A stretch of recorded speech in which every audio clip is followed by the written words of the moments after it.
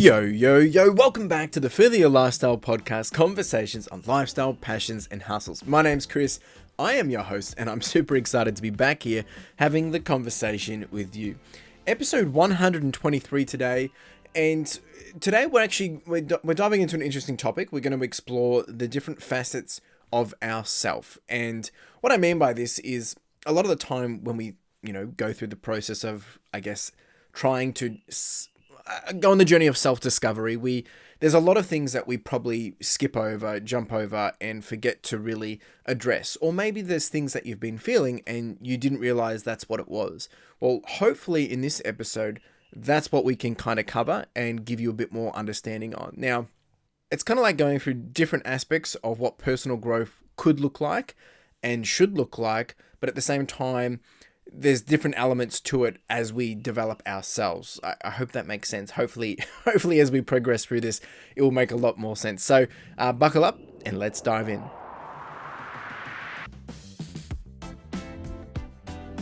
Now, I do apologize in the background if you can hear some crickets. I've got a choir of crickets out the back. I am filming this at around 8 o'clock.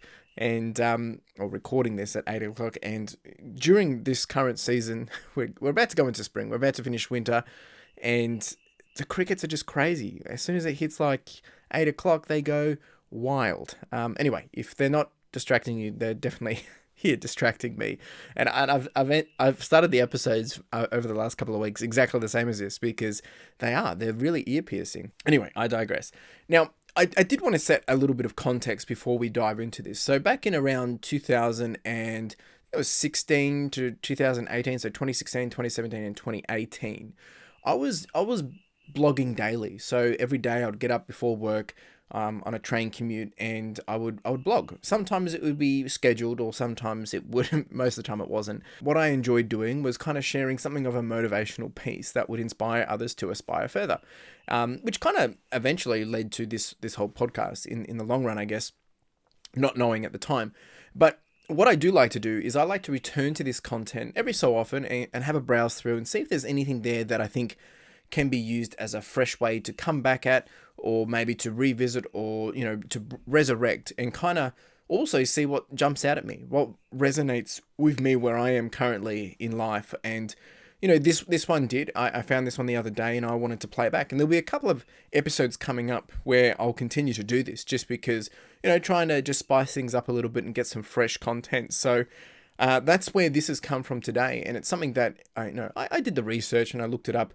Oh, jeepers, it's probably 4 or 5 years ago, and that's the context of this episode. So, but what I have done is I've taken this blog and kind of really trimmed it down into short and sharp kind of points to help make it a little bit more digestible for you. So there's not so much, so much going into your head, and you're able to kind of digest it in smaller parts. Now, there are 8 selves that we're going to go through today. And each one, as I just said, I'm going to break it down into some dot points, but I've kind of broken each one into 2 components. So the first component is basically giving you, what does it mean? What are we talking about? And then I'll try and give you some relevant examples that might be a bit more, relevant to everyday life. And that way, hopefully you'll be able to take away more of the philosophical, but also take away the relevancy of it, of where you are or how you're going in your own journey of self-discovery, or furthering your lifestyle. So that's what we're doing. So let's dive into number 1. And the first one is self-taught. Now, I mean, this does come across as self-explanatory, but I've written these notes out. I will break down and read out the different aspects that I believe these are suggesting to be. And the first one, as I said, self-taught. So it's when we embrace the pursuit of knowledge and wisdom from diverse sources, where we learn from life's experiences and extract valuable lessons from them, and where we foster a mindset of continuous learning and growth. So that's really by definition what it means. But if we actually start to play it in a bit more, I guess, if you will, layman's terms or relevancy to life, it would be like exploring new hobbies or exploring new interests in your free time. Could also mean learning a new skill through online tutorials or reading books, or watching YouTube channels, or trying to gain more information, or more information for a new skill. Or it might even mean like seeking out documentaries, podcasts, such as this one, to expand your knowledge on various subject points and topics. So that's self-taught, right? And a lot of the time, if something becomes relevant as it pops in my head, I will talk about it. But a lot of the time, in this day and age, a bit of event, I find a lot of people don't want to do the self-taught process. They don't want to spend the time to learn. Everyone wants everyone to tell them how to do it. Now, ironically, if you actually go look for it, you will find someone that will tell you all about it on how to do it, and how you can actually grow. But most people don't want to do that. They want people to then tell them, where do I go to find it? What do I need to do? And almost it's like they want the person to do the work for them. But going through that self-taught process, you actually learn so much about what it is you're trying to achieve, like the skill or the new knowledge or whatever it is that you're trying to acquire. But you actually learn a lot about yourself as well, and you pick up some different skills and stuff. And I think a lot of these will start to overlap as we go through them. So I just find it funny in this day and age. It's actually, there is so much opportunity. It is so easy to get into something. And when I say easy, I mean it in the sense that there's so many things out there that enable us to get out and do what we want to do, what we want to pursue. It was only literally when I finished high school, which was around 2010, we didn't have laptops and iPads in high school. That's just the norm. Everyone does their exams on laptops. Everyone does their exams on computers. That's all normal now. And going about learning how to code or learning how to do anything. I mean, we have ChatGPT, we have AI at our fingertips. It's crazy of the ability that we can go out and actually self-teach ourselves. Yet we still lack the ability to go do it. Number 2 is self-aware. And this means to engage in introspection. It's a big word. To understand your thoughts, emotions, and behaviors. It also might mean to cultivate mindfulness or to stay present and aware of our inner state. And also to develop a deeper understanding of our strengths, our weaknesses, and our values. Big point on values. So how this might apply in a bit more relevant situation is taking a moment each day to kind of pulse check in with your emotions and to reflect on how you're feeling. It might also be to take the time to notice potentially any patterns in your behavior or reactions to certain situations. This is really important. And then the other one could be, maybe paying attention to your body signals for rest, exercise, and nourishment. I think, the first way we could probably strip this back is, becoming conscious of our body. And we tend to neglect the signals. We tend to neglect the things that are probably giving us inklings to say, hey, something's not right here. It might be a gut feeling. It might be, you're just not feeling it and you're not vibing. You're becoming restless. And these are all little tells that help us say, hey, something's not right. And at the same time, we might need to force ourselves, whether it's doing some journaling or writing down or just taking a pulse, as it said, of how your day's been. And it's okay to have a poopy day or a crap day, but it's also very important of how you kind of not interpret that, but manage that and work through that. So being self-aware is we've got issues. We've all got our own issues. Everyone has their, big baggage in our own sense. And, I'm not here to open up and start talking about their baggage by all means, but we do need to be self-aware of it. And because sometimes a lot of the stuff that goes on is in our head and we can't necessarily comprehend that the things that are going on in our head isn't going on in their heads. So what you might be thinking might not even be relevant or going on what's in their head. A lot of the time when we walk around thinking about, what does that person think of me? That's all your thoughts. That's not anyone else. No one else is thinking about you. No one cares about you. You're not walking around thinking about all these people. You're thinking about what these people are thinking about you. And they're probably thinking, what's this guy thinking about me? But you're not thinking about them. You're thinking about you, thinking about them, thinking about you. Like, it's just ridiculous. So we do need to build some level of self-awareness to help us continue to grow and to build that relationship with ourselves, right? Take a moment, suss out how you're doing, what's going on, what are you struggling with, being self-aware of, the vulnerabilities that we need to go through, the insecurities that we need to address. These are all important parts of the puzzle. I'm not saying it's easy either. It does get easier the more you do it and you become more comfortable doing it, but it's a work in progress, that's for sure. Number 3 is self-drive. So this is to cultivate motivation and determination from within, set meaningful goals and align with your passions or values, and develop discipline and perseverance to overcome obstacles and stay focused. Now, this one, it's a lot of the stuff we talk about on this podcast, especially setting goals and being motivated and, chasing progress and being successful and, all that.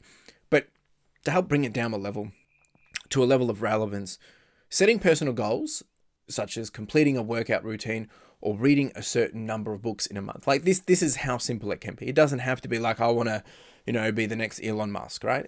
It's just setting these smaller personal goals for self-growth, but being able to find that growth through self-driven application, right? So setting those personal goals. Another way could be finding ways to motivate yourself during challenging tasks or projects. There are things that we love to do, and there's things that we think we love to do, and then there's things that we hate to do, like we struggle to do. So finding ways that you can work yourself through to be motivated to get the job done is very important too.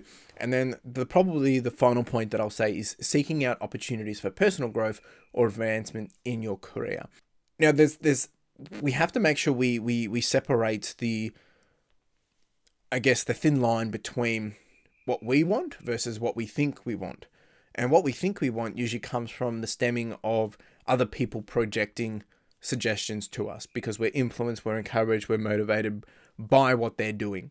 We're inspired by what they're doing and we want what they have. Sometimes this is consciously or subconsciously. Now, I just did an episode on this in 122 where we did talk about some of those things. We spoke about, insecurities and projections and, other people's expectations, which aren't even stated.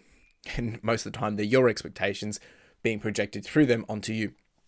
I digress. So we do need to make sure that we have to be, we're being self-driven based on what we want, not by what we think we want from other people and in the unstated expectations we put on ourselves. So, because when we can, when we can find what we're motivated for, when we can find what we want, I believe that self-drive becomes a little bit more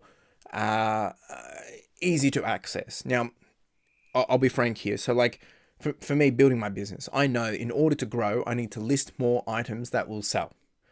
Now, at the moment, I've got a really good sell-through rate. Like, I'm pretty happy with it. I'm hitting my targets each week. If I want to grow that level, I need to be doing more of what works. But to do more of what works, it takes more effort. So at the moment, I'm happy to get to what I'm currently doing, tick that off for the day. But then to do more, I'm tired. I'm exhausted. And I haven't been able to conquer that and get over that hump. So to find that motivation, I need to find what's going to trigger to do it.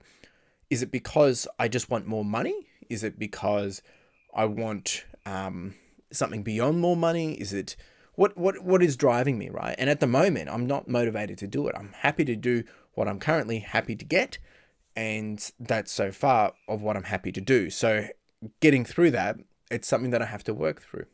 At the moment, I'm happy with what I'm doing, but at the same time, I'm not because I want more. So it's then finding what's going to motivate me or push me or drive me to get to that more. I hope that makes sense. The next one is self-worth. Now, this one is very important. So this is referring to, this one's referring to like recognizing and embracing your inherent value and your uniqueness. It will also mean to practice self-acceptance and self-compassion, but also to detach your self-worth from the external validation and comparison of other people. That's some deep stuff. So to bring this back to a normal relevancy of an everyday Joe, or in this case, layman's terms, we want to be practicing self-compassion when making mistakes or facing setbacks. You will have mistakes. You make boo-boos where it might feel like a failure. That's probably the better way to put it. And that's okay. So you need to work through that. You need to love yourself enough to be able to work through that. Like how if your friend or family member was going through a hard time, you would comfort them. You would give them the support. You would tell them it's going to be okay. I'm not saying go tell yourself that, yeah, you go do something stupid and it's going to be okay. But when you stuff up, love yourself, right? That's what I'm saying. You also need to remind yourself of your strengths and your positive qualities, what you're capable of doing. If you've done something before, you know you can do it again.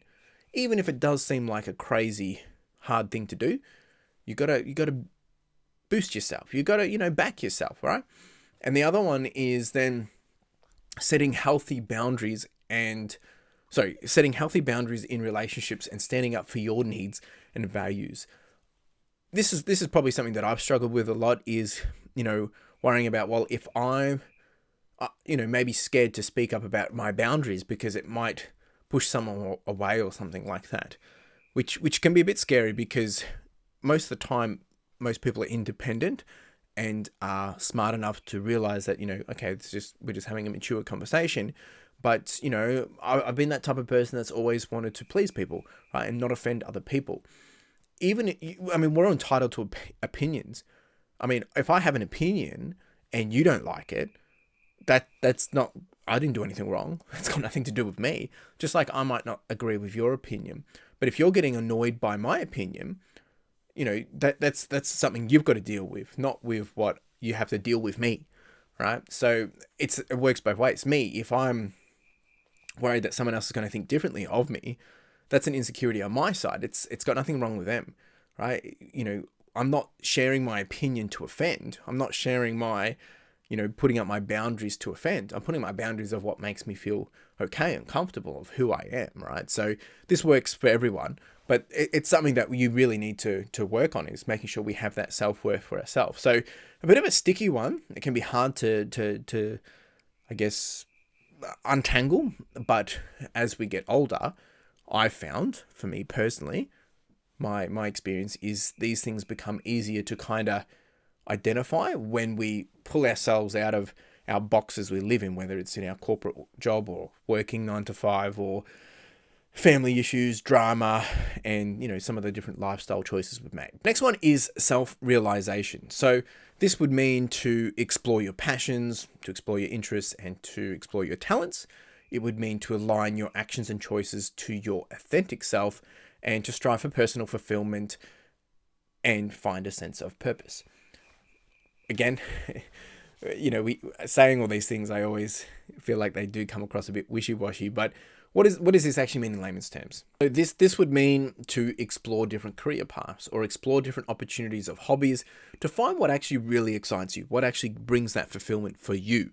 Only you can decide that and find that and discover that. It would also mean to reflect on your values and aligning your actions with what matters the most to you.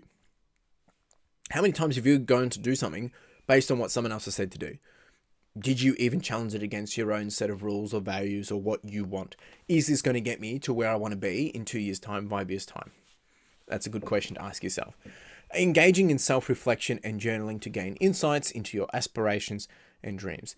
This one I probably do when I'm running, to be honest, and that's why I think it's super important to talk about. Finding time where you can kind of have that moment where it's like if you got into a fridge and you needed to move all the food around to make sure it's in a place where you can see it, understand it, know what's in there, take inventory. That's kind of like what you got to do in your head with self-reflection and journaling. You don't have to do journaling, but with self-reflection. So I do that while running to kind of figure out what's the next move, what am I working on, what am I focusing on. It helps catalog everything. It just works for me. Everyone does it different. Next one is self-trust. So this one is to honor your intuition and your inner wisdom, those inklings that we were talking about a little bit earlier. To make decisions based on your self-confidence and, from being self-reliant. And the other one is to learn from your past experiences and build trust in your own judgment. Listening to your intuition when making decisions, even when they go against popular opinions. Like, we're starting to cross over some of the stuff we've already spoken about. But when you have those inklings, when things don't feel right, you need to speak up. And a lot of the time we think they're not going to be popular, but there's probably other people that are feeling the same way, but they're too scared, same boat as you, to say anything about it. So we need to trust our guts. Speak up. Get yourself in a room where you can be quiet, but when it comes right to speak up, be confident and speak with confidence. Reflecting on the past experiences where your instincts guided you correctly. So, when we look back, if you've got a decision to make, and opportunities come your way and you don't know what to do, look back of when something of similar circumstances have occurred. What did you do in that moment? Did it work out? Was there any lessons from that? And, take time to reflect on that before you jump in on a big decision. You need to. And, if you're being given an opportunity and they say, we need a decision from you, understand how long of a decision time you have so you can go do this process of, reflecting inwards. The next part of this would be to also seek advice and opinions from others, but ultimately trusting yourself to make the best choices of your life. We need to be responsible and accountable for our lives. I mean, we can go ask other people. We can get people to tell us what we want them to tell us, or what we want to hear. Or you can have friends that will be candid and be very frank with you. We need it all, right? But at the end of the day, you make the decision. Even if you went to someone and they said, oh yeah, I would do this, you can't blame it on them. You made the decision. You need to take accountability of it. You need to take responsibility for it. Therefore, you need to live with that choice. And if you don't like it, change it. It's that simple. The next one is self-hate. Oh, jeepers. So this one is like talking about when we acknowledge and address feelings of self-hate and self-criticism. I'm not saying you need to hate yourself. I'm saying we need to have the conversation about it.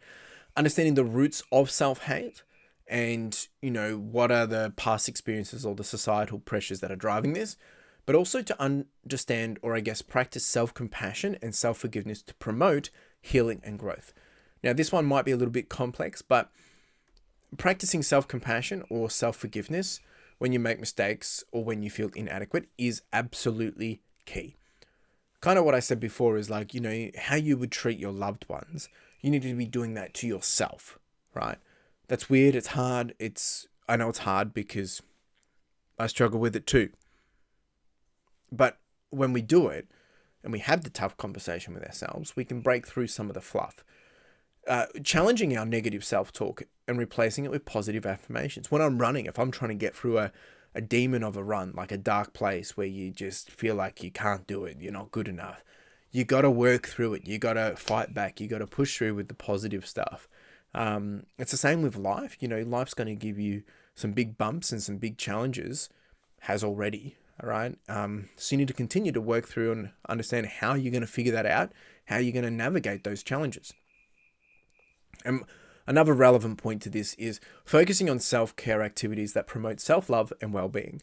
This one I struggle with. And I mean, this year I set a goal to, and I've set it over the last few years up to play 6 video games because it works out to be doing, I can't remember the total hours, but it works out that it's going to give me a bit of downtime each week to chill out, zone out, and get away from me just trying to hustle all the time. It's hard, but we need to go through the self-care activities and help ourselves grow. And, running is an escape for me, but there is other things that I need to do too, to just, switch off, and playing video games is one way I do that. So I think about how you can manage that, because if you don't, you can get frustrated at yourself because you'll sit there trying to progress, make progression, do something, or feel good about yourself, but you're not doing anything to make yourself feel good about yourself. You're doing things that you're struggling with or getting challenged by or getting frustrated by. Therefore, you start to push yourself down because you're not seeing the results you want. You probably just need to take a break. That's all it is.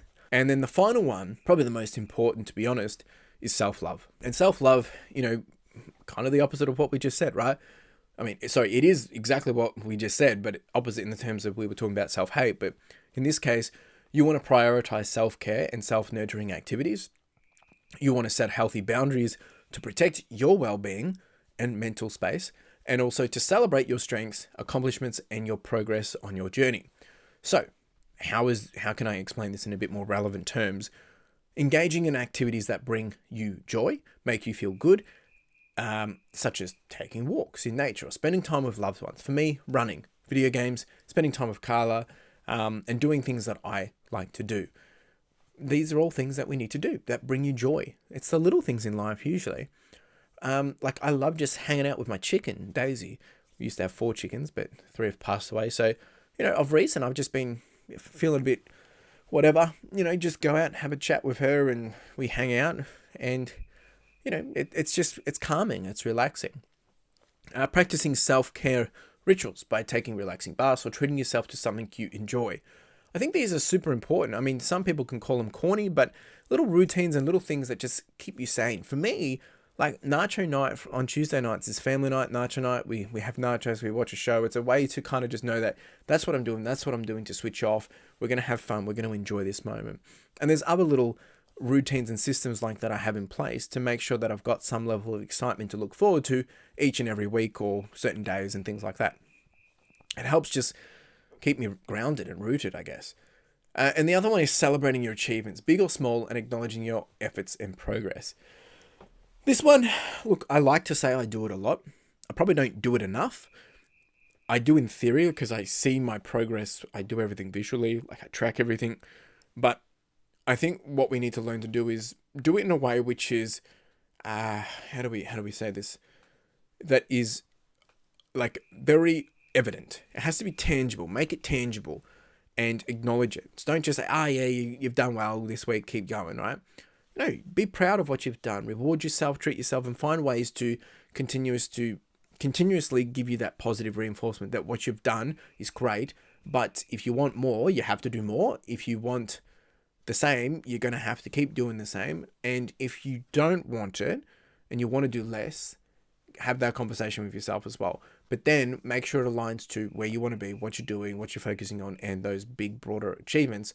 And then you can celebrate those milestones along the way. And when things don't necessarily go as planned, when you get yourself out of that situation, give yourself a win. Celebrate, that you got through it. It's okay. Take a moment to breathe, reward yourself, and then get back on that horse and charge on. That's essentially it. So some really deep conversations. I'm enjoying these type of conversations of recent because over the last 4 or 5 weeks, I've had some big challenges of myself, just trying to work through my own little, issues and things like that, and having some really good conversations with friends and whatnot. And, that's important, to have conversations with other people that you can feel safe to have those conversations. But then me having these conversations with you also, as I've been saying over the last few weeks, I've been saying it for more than a few weeks, is, a lot of the time, these conversations that I'm having here on the podcast, I'm talking to myself just as much as I'm talking to anyone that's listening. As I can't tell you how to do more than what I've already done because I haven't done it. I can tell you how I got to here and share the continued experience of how I'm furthering my lifestyle. I don't want this to be about me, but I think a lot of the time is there's experiences there which of what I've done that's going to be super relevant for you and what you want to do and where you're going. We're all dealing with crap. We're all at different parts in our lives. Sometimes we just, we might start late. We might be a late bloomer. You settle down, you're able to do and actually focus on you now. Or maybe you're younger and, you're ready to just hit the ground running and you want to soak it all in. That too works, right? Whether you're older or younger, it doesn't really matter. I'm trying to just share how I'm furthering my lifestyle, and I really want to help you do yours as well, like further your life too. So that's really the intent here. I'll leave it there. Come back next week. We'll do it all again. But if you want to continue the conversation, chuck a comment down. If you are watching or listening on the YouTube, you can leave a comment or, get connected. Reach out on the socials. If you are listening here on Spotify, Apple Podcasts, all those great places, if you can leave a review, if you can share it, all those things really do help the podcast. If you do want to continue the conversation in a, vocal way, I do have something called speakpipe.com/furtheryourlifestyle where you can jump over there and leave a voice memo, and I can actually integrate that into the podcast if you will. Yeah, I'm excited. I've got some big ambitions for this second half of this of 2023, and at the time of this, I've been thinking about a lot of those things. So I've found some new motivations or some different motivations that I didn't have at the start of the year because circumstances have changed or I've had some clarity on some different things that I want. So that really does help, but it also means I have to continue to, drive the ship and, take it to where it needs to go. So set sail into the sunset, and it's not as simple as just setting sail into the sunset, but, take control and actually drive myself to where I want to be.